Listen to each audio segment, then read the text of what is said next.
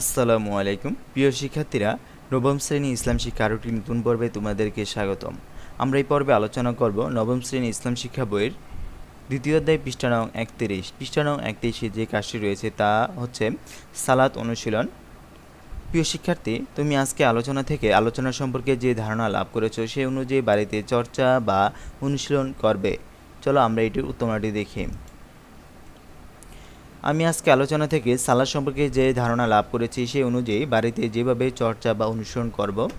আমি আজকে আলোচনা থেকে সালাতুল ইশরাক ও সালাতুল ইস্তিসকা সম্পর্কে ধারণা লাভ করেছি।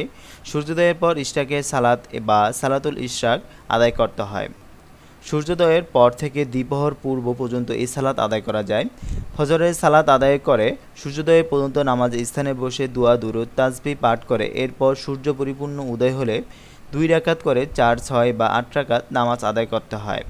সূর্যোদয়ের সময় থেকে অন্তত 15 থেকে 20 মিনিট সময় দেরি করে ইশরাকের নামাজ আদায় করতে হয়। আল্লাহর কাছে বৃষ্টি প্রার্থনা করে ইস্তিসকার সালাত বা সালাতুল ইস্তিসকা আদায় করা হয়। ইস্তিসকার নামাজ 2 রাকাত। ইস্তিসকার নামাজ জামাতের সঙ্গে আদায় করতে হয়। ইস্তিসকার নামাজের জন্য কোনো আজান বা ইকামত দিতে হয় না। পরপর 3 দিন ইস্তিসকার নামাজ পড়তে হয়।